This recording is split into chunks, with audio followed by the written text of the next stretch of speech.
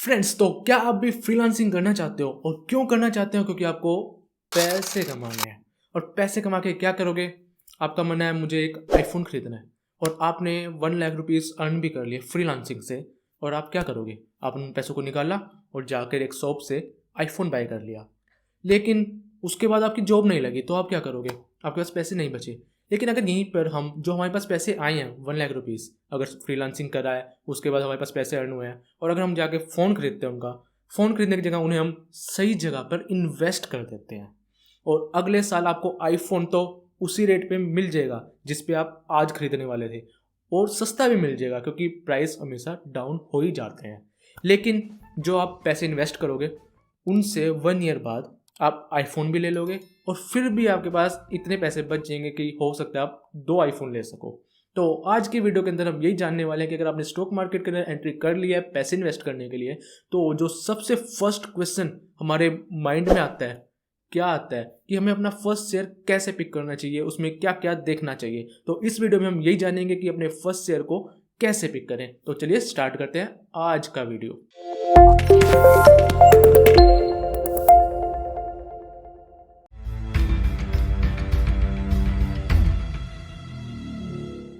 So friends, जो first tip है ना, उसके लिए अपने जो कान है वो आगे लाओ, ले आए। जो फर्स्ट टिप है वो ये है, कभी भी किसी से टिप मत लेना, क्योंकि अगर आपने टिप ली तो आप डिप हो जाओगे। क्या बढ़िया था गुरु।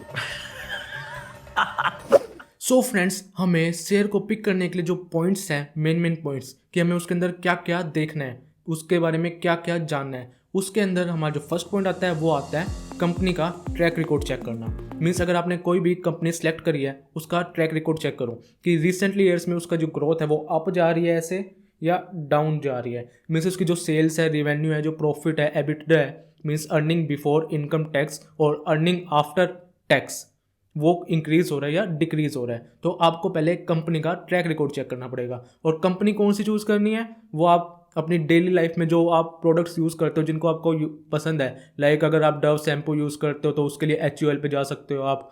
अगर आप मैगी खाते हो तो नेस्ले पे जा सकते हो, yippee खाते हो तो ITC पे जा सकते हो।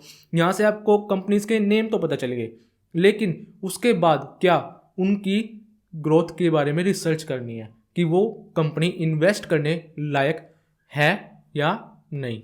सो फ्रेंड्स, अब चलते हैं सेकंड पॉइंट पे। और जो हमारा सेकंड पॉइंट है वो ये है कंपनी का डेट चेक करना। मींस हमें उसके ऊपर कर्जा कितना है ये चेक करना चाहिए। अगर कंपनी पर कर्जा होगा तो कंपनी की ग्रोथ में दिक्कत आ सकती है। कैसे? सपोज करो वो अच्छे से ग्रोथ दे रही थी प्रॉफिट में और उसके ऊपर कर्जा भी है, लेकिन वो प्रॉफिट के अंदर से जो पैसे आ रहे हैं उससे अपना जो कर्जा है वो रीपे कर रही है, और वन टाइम जैसे कोविड के टाइम उस कंपनी की जो सेल्स है वो डाउन हो गई और उसके पास जो पैसे आए हैं वो इनफ नहीं है कि वो अपने जो डेप्ट है उसका रिपेमेंट कर सके। इसकी वजह से जो कंपनी है वो नेट लॉस में चली जाएगी और आगे चल के कंपनी को दिक्कत भी हो सकती है। तो इसलिए हमें कुछ भी चेक करने से पहले ये जरूर चेक कर लेना चाहिए कि कंपनी के ऊपर कर्जा कितना है, ताकि आगे इन फ्यूचर अगर कंपनी की परफॉर्मेंस में थोड़ी बहुत प्रॉब्लम आए तो उसके ऊपर ज़्यादा कुछ प्रॉब्लम ना आए कि जिसकी वजह से कंपनी बंद ना हो जाए। सो फ्रेंड्स, जो नेक्स्ट पॉइंट आता है वो आता है मैनेजमेंट से रिलेटेड। मीन्स हमें कंपनी की मैनेजमेंट के बारे में चेक करना चाहिए कि जो कंपनी की मैनेजमेंट है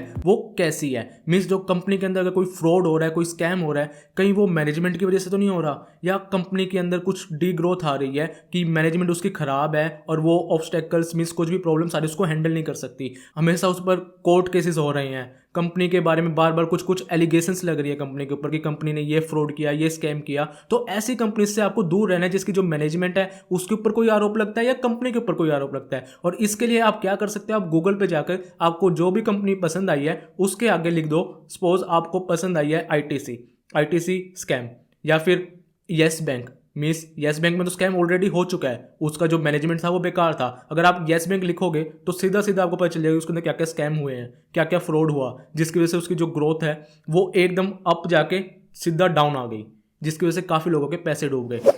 सो फ्रेंड्स, जो हमारा नेक्स्ट पॉइंट आता है वो आता है कंपनी की कॉम्पिटिटिव एडवांटेज क्या है ये चेक करना। मीन्स आपने कोई कंपनी पिक तो कर ली, लेकिन उसके अंदर क्या ऐसी एडवांटेज है जो उसको दूसरी कंपनी से अलग बनाती हैं। क्योंकि मार्केट में एक जैसे काम करने वाली कंपनीज काफ़ी हो सकती हैं, लेकिन उनमें से कौन सी कंपनी ऐसी है जिसके पास कुछ खास बात है जिसकी वजह से वो उन कंपनीज के ऊपर कुछ एडवांटेज ले जाती है। मीन्स उसके ऊपर कुछ कंपिटिटिव एडवांटेज है उसके पास। जैसे कि क्या, पीडीलाइट। अब पीडीलाइट से क्या आता है, फेविकोल। अब फेविकोल से कैसे, इसके पास क्या कंपटीटिव एडवांटेज है, फेविकोल बनाने वाली लोकल कंपनीज तो बहुत हैं, लेकिन एक छोटा बच्चा हो चाहे कोई कारपेंटर हो, अगर उसे कुछ भी चिपकाना है तो सबसे पहले वो शॉप पर जाके क्या मांगता है, सीधा मांगता है फेविकोल। तो इसकी वजह से जो ब्रांड है इसका फेविकोल का, वो बहुत ही ज़्यादा फेमस हुआ पड़ा है। और इसके बाद हमें जब भी जरूरत होती है हम फेविकोल लेते हैं। अगर दुकान वाला हमें कोई और प्रोडक्ट पकड़ा देता है जो दिखने में फेविकोल जैसा होता है लेकिन वो फेविकोल ना हो, तो हम कह देते हैं कि नहीं, हमें फेविकोल चाहिए, क्योंकि कंपनी ने अपनी एक इमेज बना रखी है कि जो कंपनी का जो प्रोडक्ट है वो काफ़ी अच्छा है और हम वही यूज़ करते हैं, जो कि उसकी एक कंपिटिटिव एडवांटेज बन जाती है।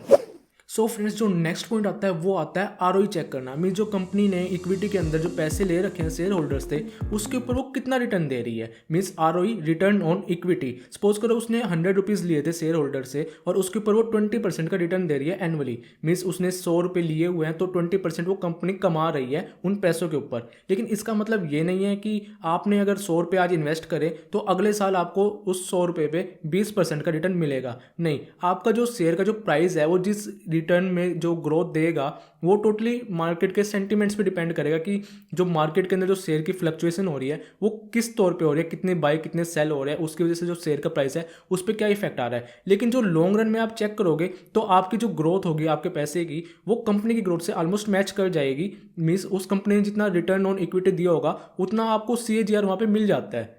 मीन्स अगर आप लॉन्ग रन में जब उसको चेक करते हो, ट्रैक करते हो, किसी भी कंपनी का पास्ट हिस्ट्री भी चेक करोगे कि उस कंपनी ने कितना आरओई दिया है और उसकी अगर आप CAGR निकाल लोगे तो वो बीच में अप डाउन तो हुआ होगा, लेकिन उसके बाद जब आप लॉन्ग रन में उसको देखोगे तो आपको अप्रोक्स जितना उसका आरओई है उसके आसपास का रिटर्न अपने पैसे पर मिल जाता है। और जितना अच्छा कंपनी का आरओई होगा उतना ही अच्छा वो कंपनी हम कंसीडर कर सकते हैं इन्वेस्टमेंट के लिए। और जो हमारा नेक्स्ट पॉइंट है वो आता है पी रेशो। सपोज आपने सब कुछ चेक कर लिया, आपने बैलेंस शीट देख ली, कैश फ्लो देख लिया, सब कुछ देख लिया कि कंपनी अच्छी है, ग्रोथ में भी है, इसके पास पैसे भी आ रहे हैं, लेकिन उसका अभी जो मार्केट के अंदर प्राइस है वो उसकी जो वैल्यू है, एक्चुअल वैल्यू, उसको वो जस्टिफाई कर रहा है या नहीं कर रहा। तो आपको ये भी चेक करना पड़ता है। और ये चेक करने के लिए सबसे पहले हम देख लेते हैं PE ratio, means price to earning ratio. अगर इसके अंदर जो P है वो 10 से लेकर 30 के बीच में लाई करता है, तो इसके अंदर 20 से जो 30 होता है वो एक्सपेंसिव कैटेगरी में चला जाता है, और 15 से 20 के लिए हम उसको कंसीडर कर लेते हैं कि इंट्रिंसिक वैल्यू पे अवेलेबल है। 10 लोएस्ट हो जाता है। लेकिन कुछ कंपनीज ऐसी होती हैं जिनका पी तो लो होता है लेकिन वो फिर भी ग्रोथ नहीं दिखाती, क्योंकि उन कंपनीज की जो ट्रैक रिकॉर्ड होता है ना वो ग्रोथ में भी नहीं होता है इतना, वो नॉर्मल चलती रहती हैं। और इसमें ना मेन कंपनीज जो आती हैं वो आती हैं PSU सेक्टर की कंपनीज, जिसके अंदर जो पी है वो तो लेस है लेकिन उनका डिविडेंड यील्ड हाई होता है। वो डिविडेंड के तौर पे लोगों को रिवॉर्ड देती हैं, मीन्स पैसे बनाकर देती हैं, लेकिन लॉन्ग रन में वो उनकी ग्रोथ इतनी नहीं आती। तो हमें कुछ ऐसी कंपनीज देखनी चाहिए जिनका जो पी है वो ज़्यादा कम भी ना हो और ज़्यादा हाई भी ना हो, मीन्स उसकी इंट्रिंसिक वैल्यू को जस्टिफाई करे और उस कंपनी के अंदर कुछ एडवांटेज भी हो। मीन्स ये सारे पॉइंट जो हमने इस वीडियो में डिस्कस करे, ये सब पॉइंट उस पर लागू होते हों, उस पर अप्लाई होते हों। सो पी रेशो भी हमें देखना चाहिए इन्वेस्टमेंट के लिए। अगर हम ये सब चीज़ें चेक कर लेते हैं जो हमने आज डिस्कस करी है, उसके बाद हमने कंपनी का शेयर पिक कर लिया और उसने फिर भी हमें ग्रोथ नहीं दी, तो उसके लिए भी हमें कुछ एक्सेप्शन लेके चलनी पड़ती है। मीन्स कि इस कंपनी के अंदर सब कुछ ठीक था फिर भी इसने ग्रोथ नहीं दी, तो इसलिए हमें सिर्फ एक शेयर नहीं पिक करना चाहिए। लाइक आपने वॉरेन बफेट का कोट सुनो, never put all your eggs in one basket. अगर वो बास्केट गिरी तो आपके सारे अंडे फूट जाएंगे। लेकिन अगर आप अलग अलग कंपनीज में लगाओगे, अलग अलग कंपनीज आपने चेक करी, उसके बाद मीन्स क्या हुआ, डाइवर्सिफाई हुआ आपका पोर्टफोलियो। आपके जो शेयर्स हैं आपने अलग अलग सेक्टर में लिए, लाइक IT में ले लिया, बैंकिंग में ले लिया, टेक्सटाइल में ले लिया, FMCG में ले लिया। उसमें से कुछ कंपनीज ऐसी हैं जिसका जो पी है वो भी कम है, सब कुछ जो आपने चेक किया वो सब आपको जो बताया उसमें मैच कर गया, लेकिन उसमें से ग्रोथ नहीं दे रही। लेकिन कुछ ऐसी होंगी जो आपको एक्सेप्शनली वेरी वेल ग्रोथ देंगी, जिसके बाद जो आपका नेट ओवरऑल प्रॉफिट होगा, ओवरऑल जो ग्रोथ होगी वो इंक्रीजिंग ऑर्डर में होगी और आपको एक अच्छी CAGR मिलेगी। सो फ्रेंड्स, अब हम जरा ये देख लेते हैं कि जो हमने आज पॉइंट्स डिस्कस करे हैं वो हमें चेक कैसे करने और कहाँ पे चेक करने। तो इसके लिए हमारा जो ब्राउज़र है उसके अंदर हम सर्च करेंगे टिकरटेप। टिकरटेप मैंने यहाँ पे सर्च कर लिया। अब यहाँ पर कंपनी सर्च करते हैं। सपोज टॉप में एग्जाम्पल पे यहाँ पे आ रहा है रिलायंस इंडस्ट्रीज़, हमने रिलायंस पे क्लिक कर दिया, यहाँ पे रिलायंस का शेयर आ गया।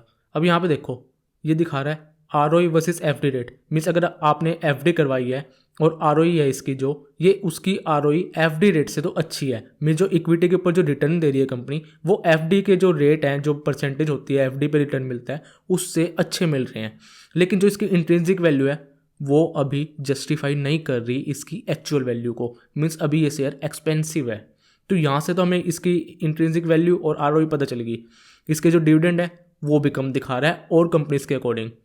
अब इसका पी रेशो देखते हैं। पी रेशो देखो 32 दिखा रहा है इसका, यहाँ पे पी रेशो 32 है। तो यहाँ पे ये अभी अगर इसमें इन्वेस्टमेंट करेंगे हाँ थोड़ा बहुत ये बढ़ जाएगा, लेकिन कभी ना कभी इसको अपना पी रेशो जस्टिफाई करना ही पड़ेगा। कैसे कि या तो इसको अपनी जो प्रॉफिटेबिलिटी है अर्निंग्स है वो इंक्रीज़ करनी पड़ेंगी या इसका जो प्राइस है वो डाउन होगा। और जब ये पी रेशो कम होगा तभी ये इंट्रिंसिक वैल्यू यहाँ पे शो करेगा कि ये इंट्रिंसिक वैल्यू एक्चुअल वैल्यू अभी अवेलेबल है इसकी।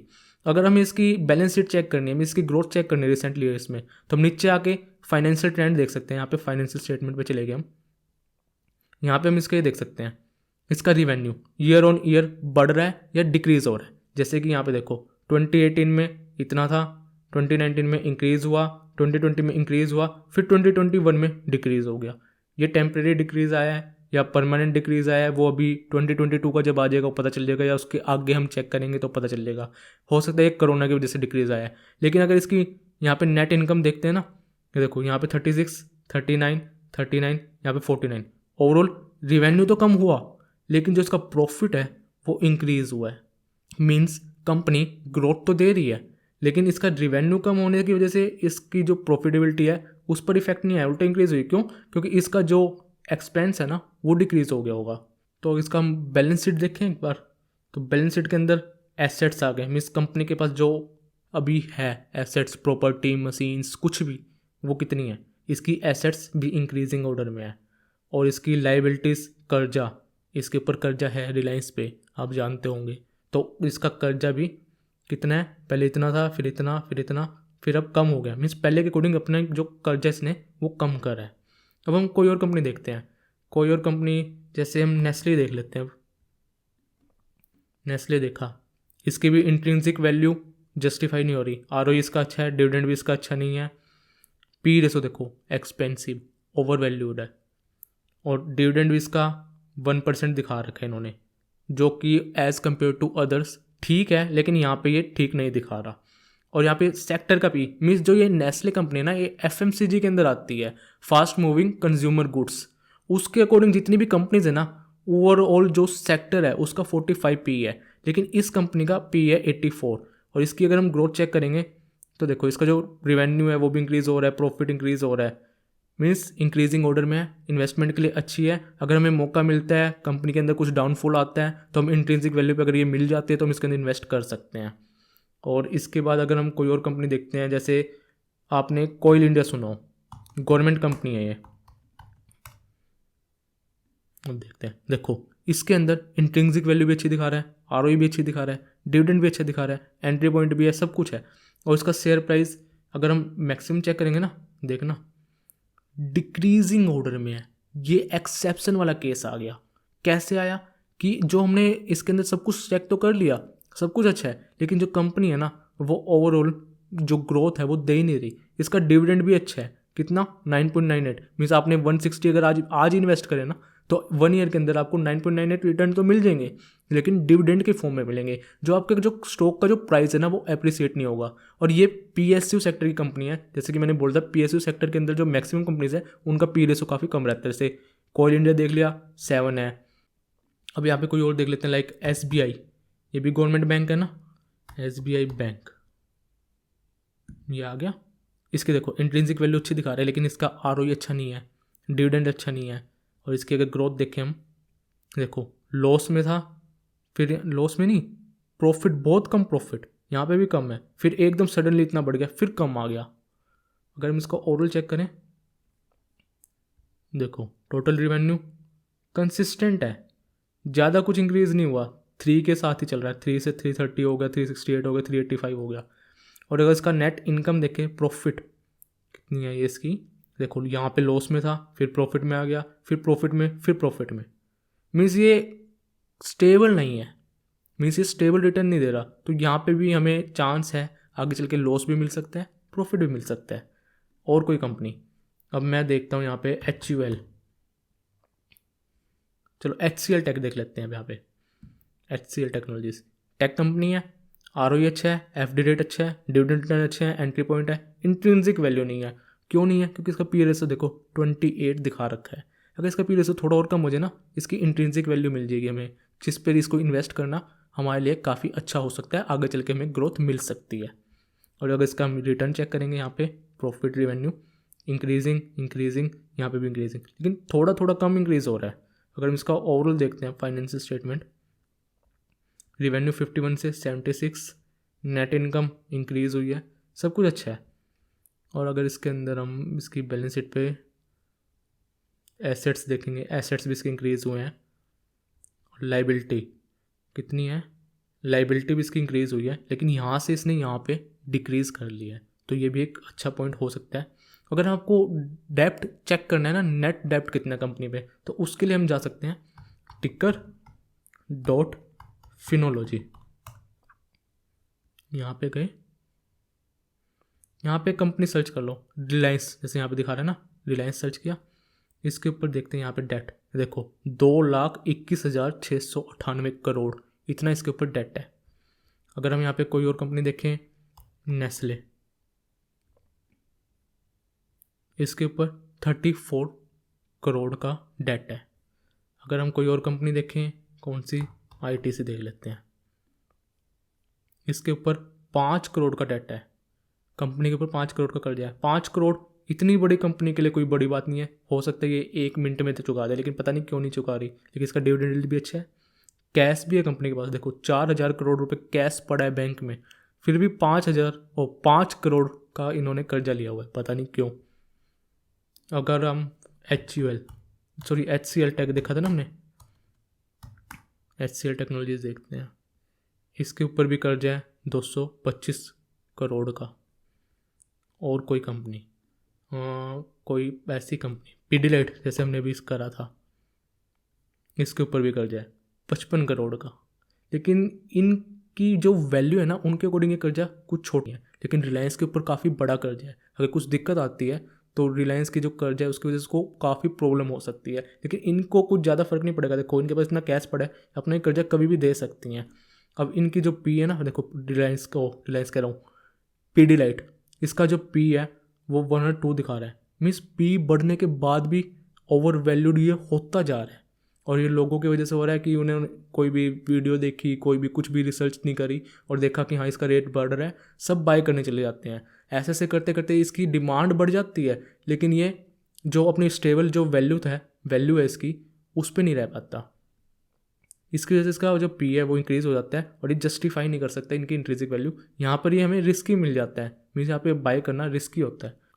सो फ्रेंड्स, इस तरीके से ना आप ना चेक कर सकते हो, आपको जो भी कंपनी पसंद आती है उसके बारे में रिसर्च कर सकते हो, और जो आपको इन्वेस्टमेंट करनी है ना, उसका जो फाइनल डिसीजन है वो आपने लेना है कि आपने कौन सा शेयर बाय करना है, कौन सी कंपनी में आपने इन्वेस्ट करना है। कभी भी सिर्फ और सिर्फ एक कंपनी के अंदर मत इन्वेस्ट करना। तो हो सकते हैं तो 10 या 5 का जरूर अपना पोर्टफोलियो डाइवर्सिफाई करो, 10 या 5 स्टॉक्स जरूर खरीदो, ताकि अगर आपने जो इन्वेस्टमेंट चूज़ करी है, अगर उनमें से 10 चूज़ करिए, 10 में से 8 भी रॉन्ग चली जाए, तो आपके पास जो स्टॉक्स हैं वो आपको अच्छी रिटर्न दे दें, जिसकी वजह से आपको लॉस ना हो। तो जल्दी मिलते हैं नेक्स्ट वीडियो में।